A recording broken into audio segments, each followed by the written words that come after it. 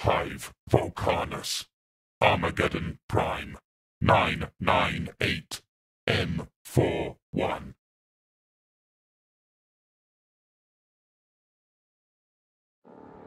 For the last hour, Sergeant 𝚁𝙺 of the Salamanders and his brothers had fought the most recent orc assaults in the levels just underneath the Hive's gate.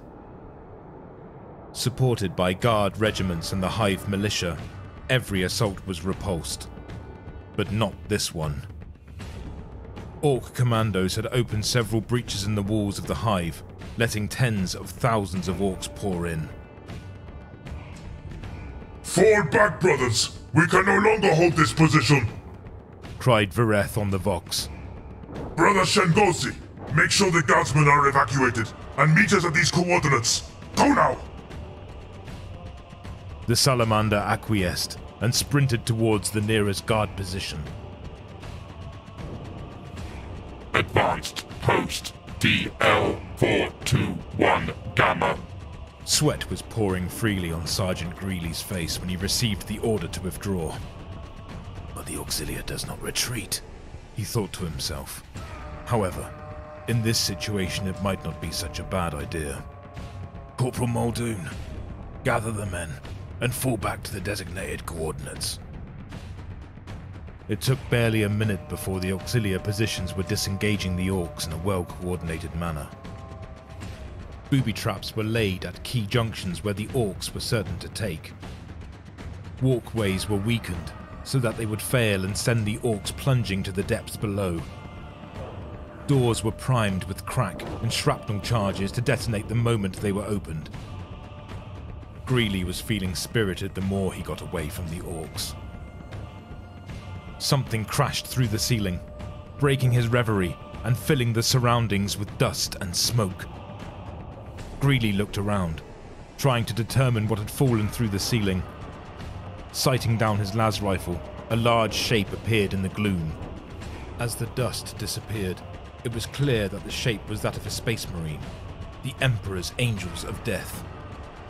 As he approached it, he realized that its armor was yellow.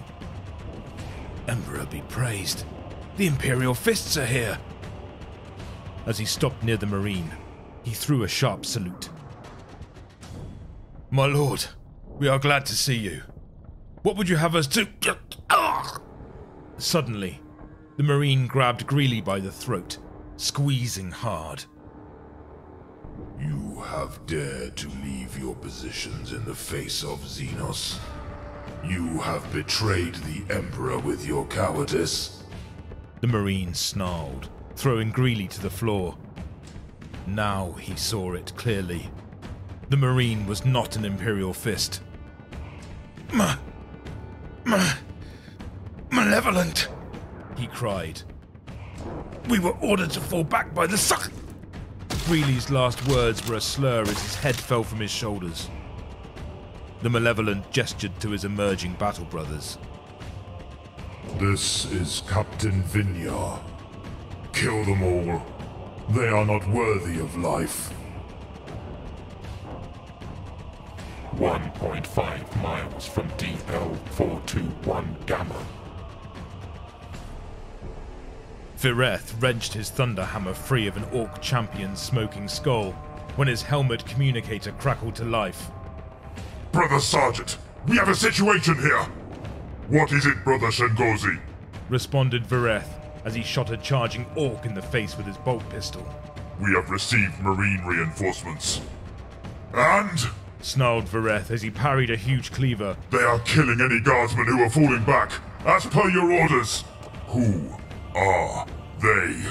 𝚁𝙺 asked, his voice dry. Marines Malevolent, Sergeant. Squad Prometheus, with me. Squads Nocturne and Deathfire remain here to keep the Greenskins at bay. After receiving those squads' affirmations, 𝚁𝙺 and his squad sprinted towards the last known guard position.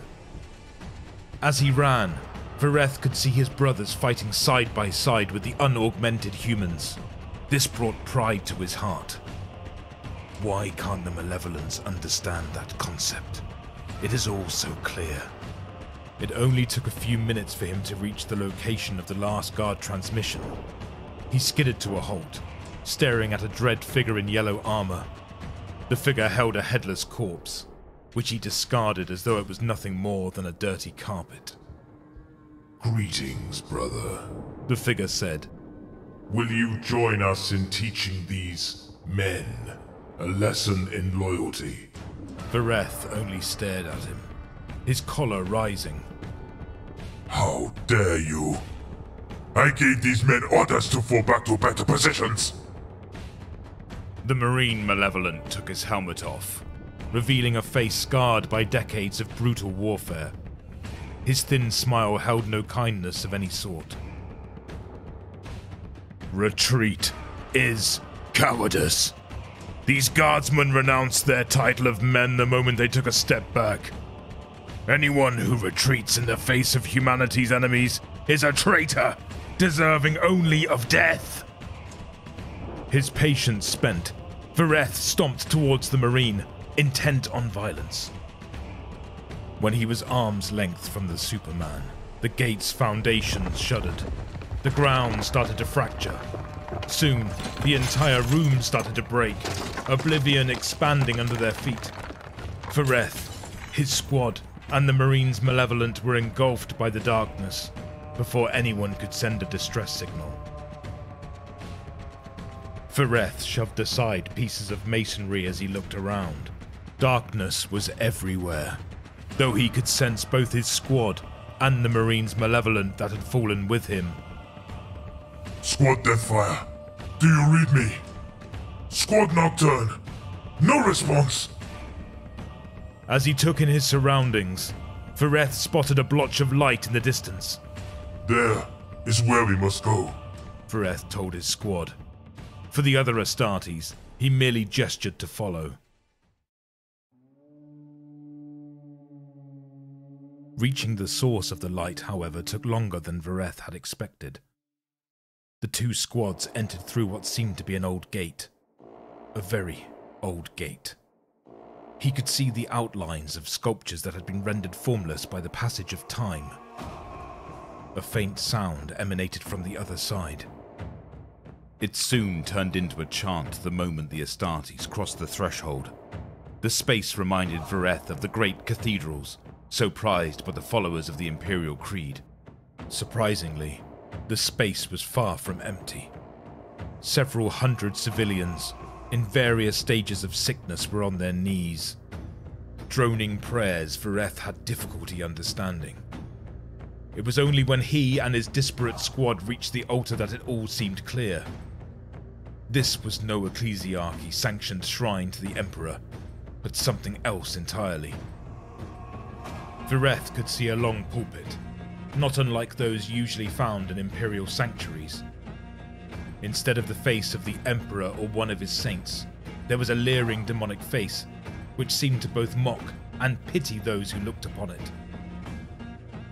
Just above the face were 3 skulls, each one circled by a ring of rusted iron. Small, green tentacles gently swayed in the underground breeze. One of the skulls suppurated a vicious bile that slowly ate through the pulpit. Turning around, he could see the state of the worshippers. Most of them were in various states of decomposition, although none of them were dead. Boils, lesions, and necrotic cysts were almost on all of them.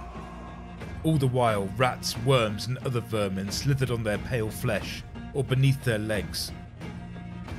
𝚁𝙗 was just about to order his squad to open fire on these heretical degenerates, when a loud, though almost friendly voice boomed from behind the altar.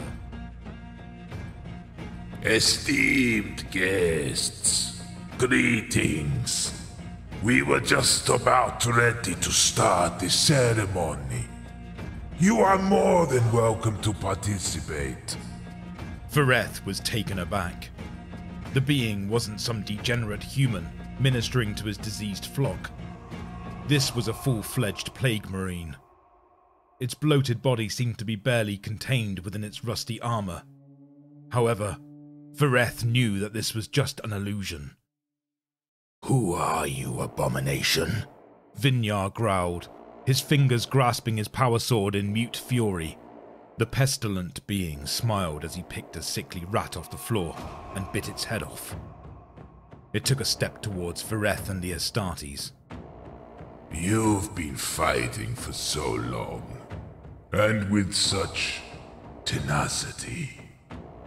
You should be commended, nay, worshipped for your deeds. Even your Emperor should bow down to you. Come, rest, embrace the atrophy that is your reward. Unable to restrain himself any longer, 𝚁𝙗 suddenly threw himself at the figure. You will not corrupt us, monster! We have but one master, the Emperor, and he will cast down your false god.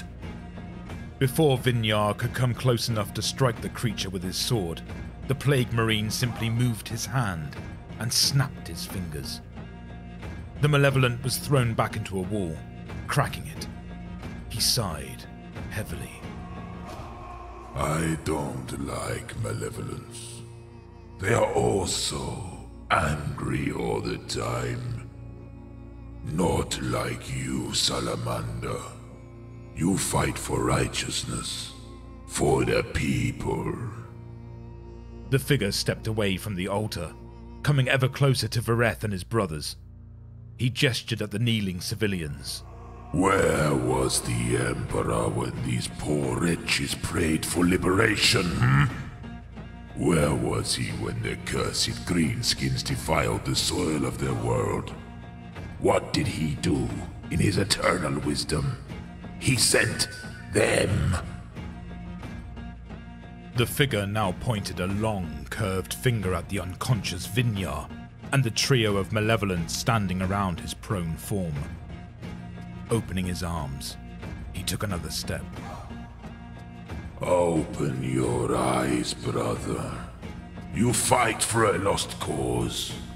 The Emperor doesn't care about you. Men like him. He pointed to 𝚁𝙗 again. Don't care about the common people, or even the soldiers tasked to protect them. They speak of glory, but it is only a glory steeped in the blood of the innocents, and built upon the bones of the righteous and the strong. 𝚁𝙗 pointed his hammer face down at the Marine before he could get too close. Before you continue, traitor, identify yourself. I would hate to have to kill someone who's nameless. The thing smiled again. Were 𝚁𝙗 a normal man, he would have retched uncontrollably. Now then, where are my manners? Let me introduce myself. I am 𝚁𝙴𝙳𝙃, first cardinal of the Church of the Harmonious Growth, at your service. Surely you cannot let this traitor live. We must... Started one of the Salamanders, the pilot light on his flamer burning brighter. 𝚁𝙗 stopped him with his raised hand. Come now, my brother. We wouldn't want to be rude to His Holiness now, would we? We will let him finish his diatribe, and then we will finish this. 𝚁𝙗 opened his arms in a gesture of false obfuscation. Your words pain me, Salamander. All I want is for you to see the truth of the universe. The Imperium is dying. A slow demise for sure, but a demise all the same. All your words are nothing but poisonous lies, Snarled 𝚁𝙗 as he got back on his feet. 𝚁𝙗 sighed again. His voice rose up in pitch, although it remained soft. 𝚁𝙗 could clearly see that the Plague Marine's patience was almost gone. It pains me to see that there will be no hope of salvation for you, brothers. There is only one thing I can do for you. Slay you in this holy place, and give your souls to Grandfather Nurgle for purification. In one quick movement, 𝚁𝙗 took his sword from his scabbard. It was a long blade whose barbs oozed a sickly green slime. They ate into the floor as they dripped from the blade's edge. 𝚁𝙗 saluted with his thunderhammer and started pacing around the Chaos Champion. Brother 𝚂𝙁𝙳𝙃's voice crackled in his helmet. What shall we do with these civilians? 𝚁𝙃 looked back at the assembled multitudes. Some had armed themselves with hand weapons and small caliber pistols. Nothing that could endanger the armor of the Salamanders or the Malevolents. Kill any that comes close, was his response. 𝚁𝙃 had barely stopped talking when 𝚂𝙁 was already barreling down on him, sword high. The sword barely missed decapitating him, destroying one of the pews nearby, the wood splinters rotting to nothingness before they even touched the ground. 𝚁𝙃 swung his mighty hammer, targeting 𝚁𝙁's swollen legs. The Plague Marine soared much higher than 𝚁𝙃 thought possible for a being that bloated. He was barely able to get out of the way before the Marine crashed onto the floor, causing 𝚁𝙃 to stagger. He had barely found his balance again when 𝚁𝙁 came at him, sword held high. He lifted his hammer in a defensive stance, only his superhuman strength keeping 𝚁𝙁's great sword strikes at bay. Suddenly, 𝚁𝙁 lifted his plague sword above his head, as though to give the killing blow. While he was able to get out of the way, the sword blow caused the floor's rotten wood to give way. 𝚁𝙃 fell into the darkness. As he raised himself up, 𝚁𝙃 scanned his surroundings and realized he was standing in a crypt. Turning around, 𝚁𝙃 realized that he was standing on a large stone sarcophagus, whose stone lid had shattered by the impact. Hearing the continuing battle above him, 𝚁𝙃 picked himself up and started the long climb to his squad. As he moved across the broken sarcophagus lid, something caught his eye. He looked closer at the desiccated corpse inside. Around its now skeletal neck, 𝚁𝙃 took out what looked like a thin glass tube. It still held a liquid of some sort. There was a message written on old parchment just underneath it. Most of the words were dulled with age, but he was still able to make out the important ones. To the blessed memory of Pilgrim Brother Hengest of Armageddon, went to his eternal reward at the God's Emperor's side, in the 457th year of M41. May the thrice blessed water of the grand honorificum of benediction bring you holiness and peace. Taking the vial of the liquid, 𝚁𝙃 smiled under his helmet. Now this will be of great help.